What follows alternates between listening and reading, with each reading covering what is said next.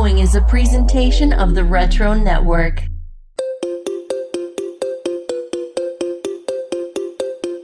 Welcome back to Recurrent Events, current events for retro minds. It's Jason back with you for another week of news headlines for nostalgia lovers. Thanks so much for being here and listening to the podcast or watching to us on YouTube. Yes, for those of you who listen to the podcast, the first link in the show notes is over to the YouTube presentation, which includes visuals with each story. So if you want to see some of these new collectibles or crazy food items we look at each week, give Recurrent Events a try on YouTube. Coming up, CBS Studios is eyeing a sequel series to an Emmy-winning sitcom that ran for 11 seasons on NBC. A new Cobra Kai mobile game is coming, and we'll tell you how to connect with that. Sonic the Hedgehog is getting in the Lego business. We'll show you the first set that's coming out soon. And we bid so long to Samuel Screech Powers from Saved by the Bell. That's all coming up in this week's Recurrent Events.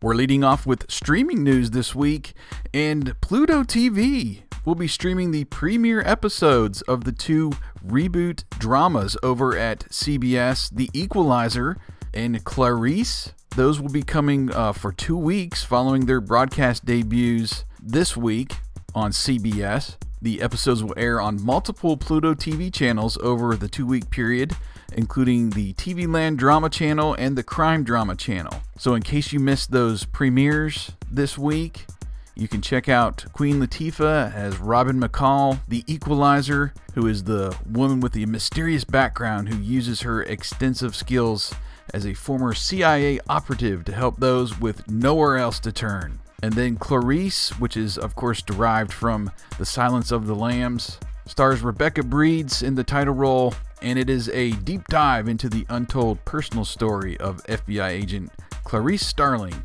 as she returns to the field in 1993, 1 year after the events of the Silence of the Lambs movie. Look for the pilot episodes of those two shows on Pluto TV this week. Well, we told you last week that the real Ghostbusters is coming to YouTube in the official Ghostbusters channel. Well, it was revealed this week that the Extreme Ghostbusters animated series is also coming to YouTube. The Extreme Ghostbusters will be coming on Wednesdays, and it sounds like the real Ghostbusters will be hitting on Saturday mornings. So if you're in the cartoon mode, check out the official Ghostbusters YouTube channel and get your animated fix this week. So the long-running NBC series, winning multiple Emmys, that CBS Studios is looking to bring back for a sequel series is Frasier. And it sounds like Kelsey Grammer and David Hyde Pierce are on board for the series. It will be 10 episodes, and it will likely appear on Paramount Plus. It sounds like it's in the consideration stage, according to the Deadline story here, but with the market ripe for reboot series and follow-up series, this one might be too good to pass up, considering its audience and its long-running status over the years on NBC. So we'll keep you up to date on the Frasier follow-up series.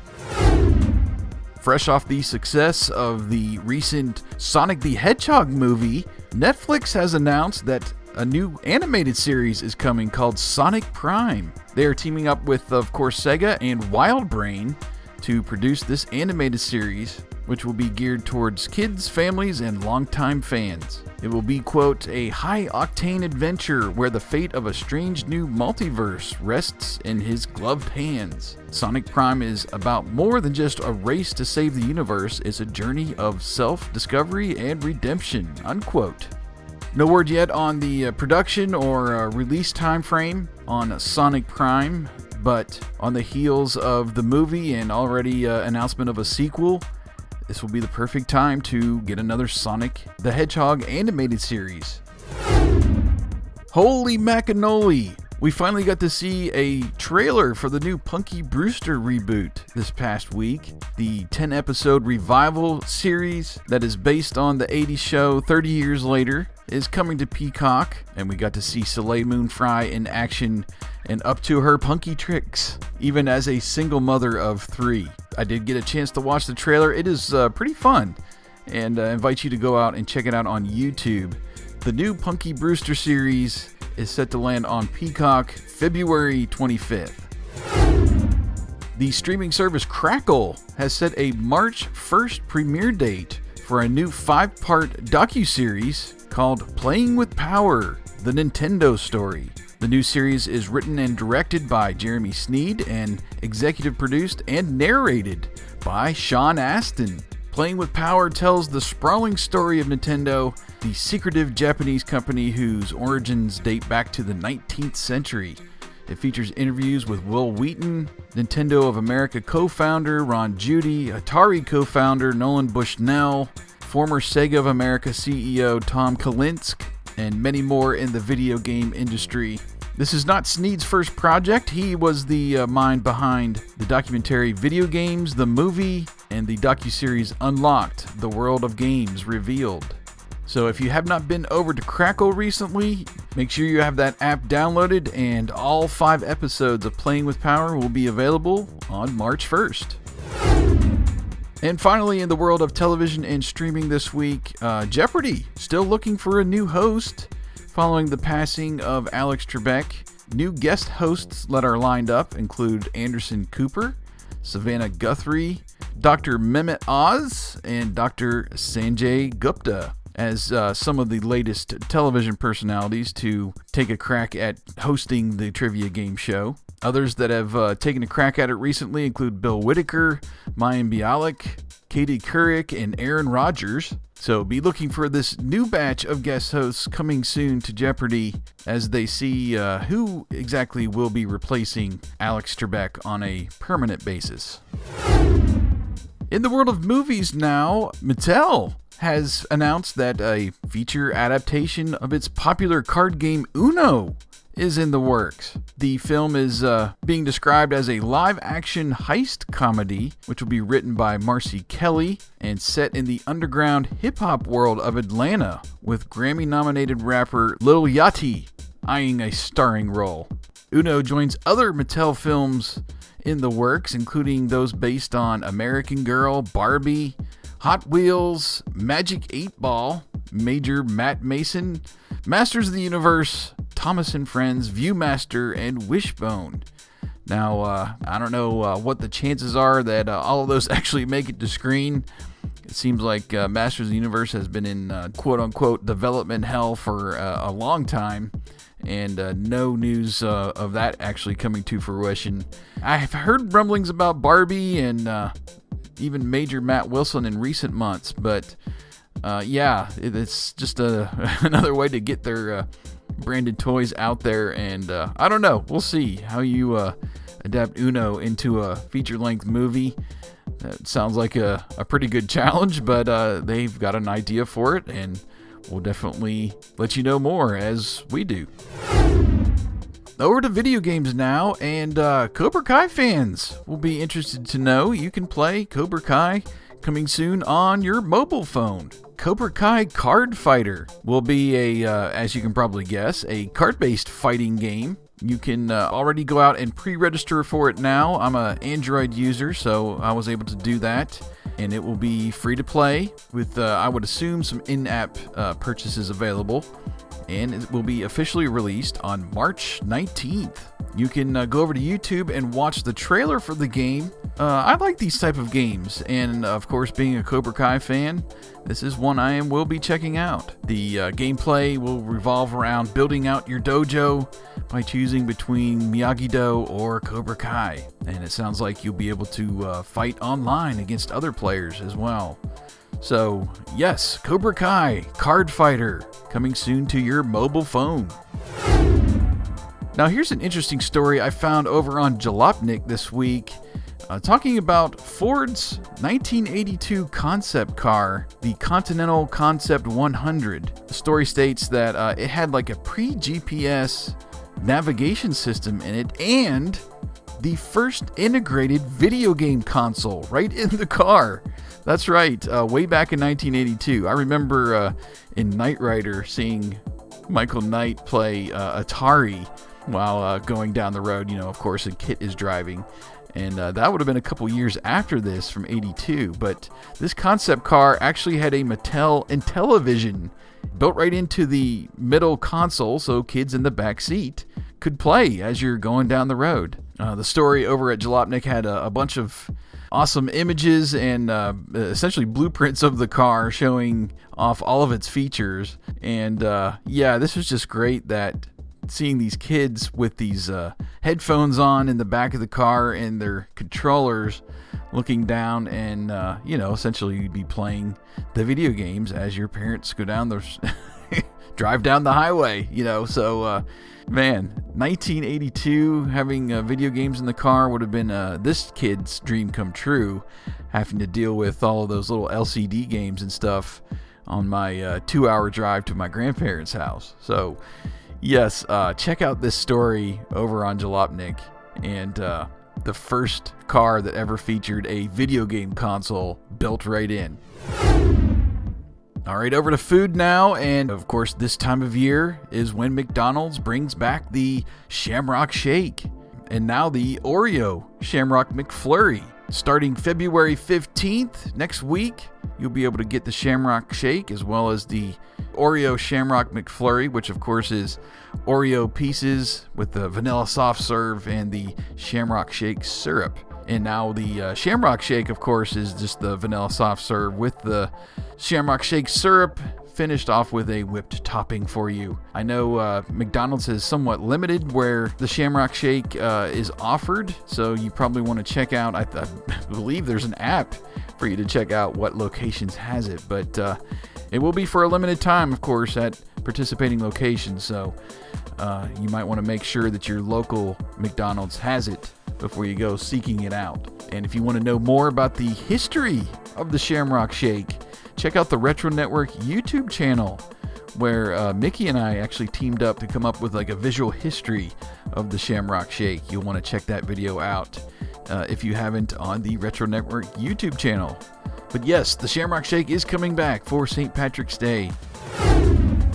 Well, we've got Valentine's Day coming up next week, and then of course after that we will be gearing up for Easter, and Peeps are coming back. Chew Boom has confirmed we are going to be getting hot tamales flavored Peeps this year. I think this was actually on shelves last year, which is a spicy cinnamon flavor, of course, with the fluffy marshmallow Peeps. And also the Peeps Fruit Loops flavored pop that has 4 colorful marshmallow chicks on every stick and gives you the fruity taste of Kellogg's Fruit Loops. I remember last year they had some crazy flavors of Peeps, so we're going to keep an eye on this, and as Easter gets closer, we'll tell you about some of those weird flavors of Peeps that might be coming around this year.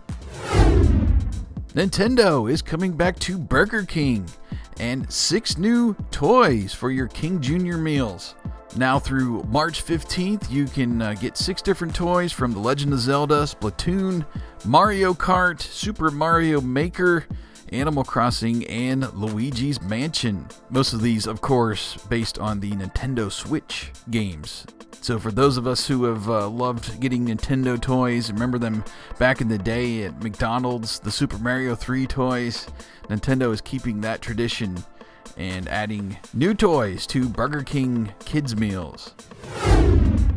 What would you do for a Klondike bar? You guys remember that slogan back in the day for the awesome ice cream bars from Klondike. Well, Klondike now has Klondike cones. According to the Impulsive Buy, they've spotted Klondike cones in 5 flavors, including Vanilla Chillin', which is a vanilla base with chocolatey sauce and a crispy wafer cone, more your traditional Klondike bar. You've got Nuts for vanilla base with chocolatey sauce core, a crispy wafer cone, and topped with crunchy roasted peanuts. You've got the Classic Chocolate, which is a chocolate base with a chocolatey sauce core and a crispy wafer cone topped with roasted peanuts. The Double Down Chocolate with a chocolate base, chocolatey sauce core, crispy chocolate wafer cone, and topped with chocolate ribbon curls. That sounds like death by chocolate right there. And then probably the weirdest one of the bunch, Unicorn Dreamin'. a duo of strawberry and bubblegum bases with a strawberry sauce core and a green wafer cone. I don't know about that one, but man, we used to stock our freezer with Klondike bars back in the day, and I do love waffle cones, so I'm going to be looking for these Klondike cones at my local grocery store. On to collectibles now, and for those of us who are holding out hope that Toys R Us might make a comeback, we got some bad news this week, as those two stores that they opened about a year ago trying to relaunch the brand, they are actually closing. If you'll remember, these were more kind of a concept store, hands-on type offerings, and just due to COVID, they decided to go ahead and permanently close those two brick and mortar stores, which is sad. You know, Toys R Us, for a lot of us, we grew up with and remember seeing the commercials, the jingle, and it being kind of a magical place. And of course, we were sad when they had to essentially close their doors. And trying to come back just doesn't look like it's going to happen, at least in the near future. So the Toys R Us store count is once again back at 0. G.I. Joe is back, of course, in a big way with the Classified series and the retro line that's been going on at Walmart and now at Target. They are continuing that line into mini figurines. Over at histank.com, they spotted some small figures at a dollar store in LA that are about 2.5 inches tall. No articulation, so they're more just a standing figurine. And they spotted 6 in this line, including Duke, Roadblock, Snake Eyes, Destro, Red Ninja, and Cobra Commander. There was no real word about if this is going to be a kind of a nationwide thing, maybe show up at Dollar Tree and Dollar General, those type of dollar stores across the U.S., but hey, since they have the larger, more articulated figures out, we've seen a lot of these come to dollar stores, from Transformers, the Turtles, so I can see this happening where you get these smaller figurines from G.I. Joe at dollar stores. Coming soon to Walmart, NECA is producing a life-size Batarang prop based on the 1989 Tim Burton Batman movie. It originally made its debut last year at Toy Fair 2020.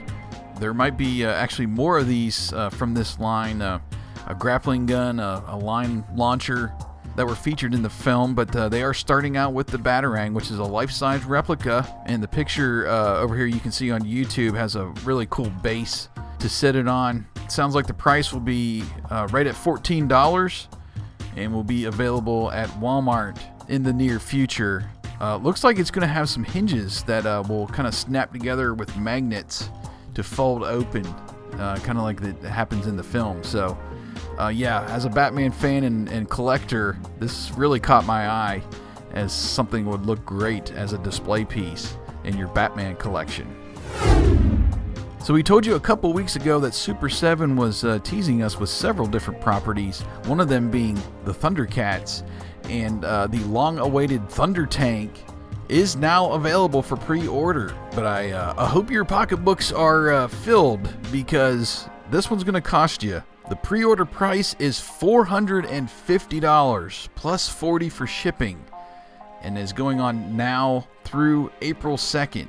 If you want to pre-order this, I mean, it does look great. I mean, it's really an awesome size for those large figures. I think the regular Ultimates figures are 7-inch size, and you can fit what appears to be 4 of those in this monster that is over 2 feet long, 17 inches wide, working rubber treads. I mean, this looks great, but man, that is quite the price tag to get yourself a Thunder Tank for your Super 7 figures. As much as I love the Thundercats, I have not got into this line, and I'm kind of glad that I haven't, because that's quite the price tag for their new Thunder Tank. Alright, we teased you at the top of the show that Sonic the Hedgehog, he is getting his own Lego set based on the Green Hill Zone. Lego announced a partnership with Sega as the new Lego Ideas Sonic the Hedgehog set picks up heat. Of course, those Lego Ideas sets come from the site and need 10,000 supporters. So this will be the first one out in the set. Based on the Green Hill Zone, you'll get Dr. Eggman and some of his cronies, and then you get the awesome loop and a backdrop there from the first stage, the Green Hill Zone in the video game. This is fun. I think fans will be happy with this, but I can see this turning into something even bigger and getting onto that like Mario level now, where Mario has all those interconnected Lego sets. No word yet on the release time or price point yet, but you can check out images here over on YouTube of the new Sonic the Hedgehog Green Hill Zone Lego set. And finally, in collectibles this week, Target Con, which apparently is an event associated with Funko and the retailer. That will be coming February 26th, and one of the exclusives as part of Target Con will be a Masters of the Universe Skeletor on Throne pop vinyl figure. Yes, so if you remember the setup that he had inside Snake Mountain in the cartoon series, he's on that kind of throne that looks like a skeleton of a ram and horns at the top, horns coming out of the side, and he's sitting down with his staff, of course. I don't think this is one of the really big pops, but kind of the regular pop with just a nice backdrop for him there. And look at the pictures over here on YouTube to see the Skeletor on Throne exclusive coming to Target Con later this month. And finally this week, we are going to say so long to several people in Hollywood. Just missing Recurrent Events last week was the news that Dustin Diamond, who played Screech from Saved by the Bell, passed away at just 44 years old. This was just weeks after revealing he was battling stage 4 lung cancer. Very sad story, so young, and of course somewhat estranged from his fellow Saved by the Bell actors, but I did see a picture with him and Mario Lopez just within the last couple of weeks, which was nice to see. But yeah, just, such a great character, going all the way back. Good Morning, Miss Bliss, of course, Saved by the Bell. He was in the New Class and the college years. 13 years in all, he played the Screech character for NBC. And I did see several tributes this week from his fellow actors. He was kind of stuck as Screech, typecast, or I don't know, just I couldn't get past that role.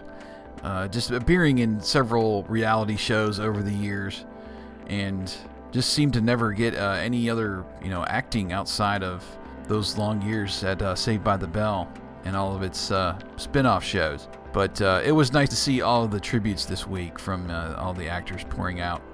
Dustin Diamond, just 44 years old. Also passing this week at 91 years old, Oscar winner Christopher Plummer. Of course, starring in the Sound of Music, also in many, many films. The Insider, 12 Monkeys. He was in Star Trek VI, The Undiscovered Country, A Beautiful Mind. Just recently, I remember seeing him in the Knives Out movie, which was really great. And he was a voice actor, too. Contributed to the movie Up, An American Tale, and Madeline, the TV series. He was also a Tony winner and was in many plays on Broadway. Such a beloved actor and well-revered as I was looking through some of the tributes on social media this week. Christopher Plummer, passing at age 91. And also passing this week, Ricky Powell, who was a celebrated hip-hop photographer, also known as the fourth Beastie Boy, passed away at 59 years old. He spent decades photographing the hip-hop scene in New York City. Got his start taking photographs on tour with the Beastie Boys and Run DMC in 1985. Several tributes on social media this week from LL Cool J, Reverend Run, Questlove, and Q-Tip, all paying tribute to him this week. He published several collections of his photography and even was the subject of a documentary last year called Ricky Powell, the Individualist. The fourth Beastie Boy, Ricky Powell, dead at 59 years old.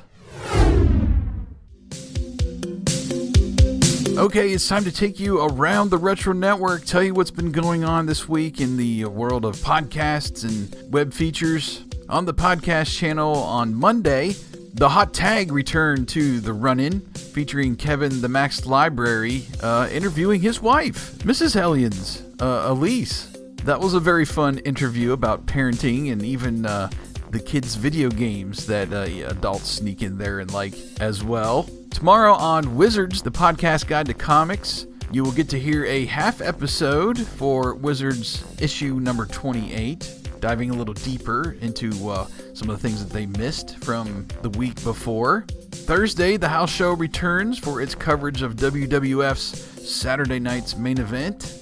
This week on episode 6, it's the Battle of the Big Boys. You get to hear him break down Uncle Elmer versus King Kong Bundy, Hulk Hogan, and JYD versus Terry and Haas Funk. So all the big men are going to be featured on this episode. Won't want to miss that on Thursday. Also on Thursday is episode 2 of Rental Return, Tales from the Video Store. Last week you got to hear the experiences of our video heroes and how they grew up around video rental stores, and this week you get to hear how they got their job and all the situations around that, some of their co-workers, and how they got settled into working at a video store. Should be really fun. Look for that on Thursday afternoon this week. And on Friday, Box Office 30 is back, looking at February 1991 and all the box office stats, and recalling the Julia Roberts film Sleeping with the Enemy. Don't miss that on Friday. And some web features over there at theretronetwork.com. We've got Mardi Gras coming up next Tuesday, and Jeff has put together 10 films featuring the Fat Tuesday celebration, dating all the way back to the 40s and 50s. So with COVID hitting and probably a lot of the Mardi Gras celebration being canceled, having to celebrate at home, check out these 10 films that feature scenes at Mardi Gras. This Sunday, of course, is Valentine's Day, and Old School Tim has put together a list of 80 songs from the 1980s that feature love in the title.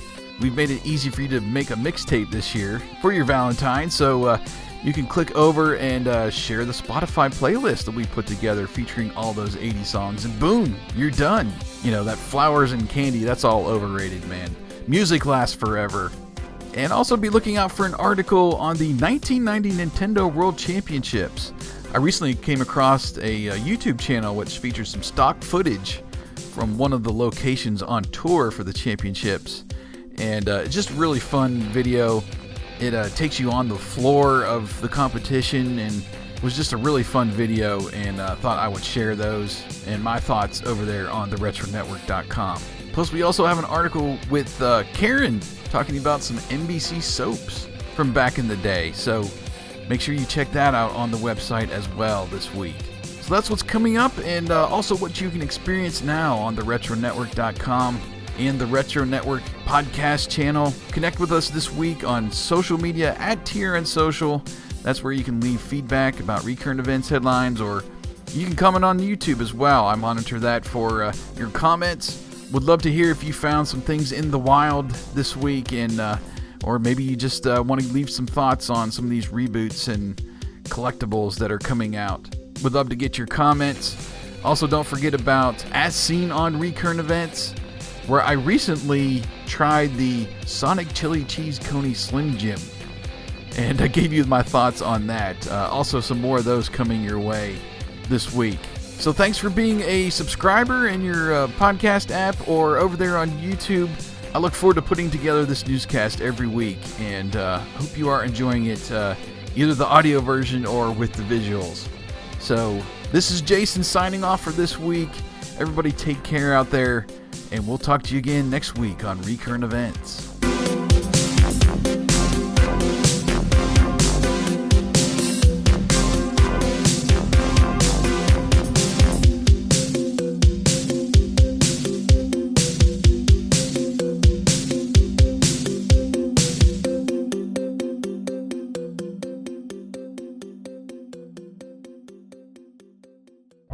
This has been a presentation of the Retro Network.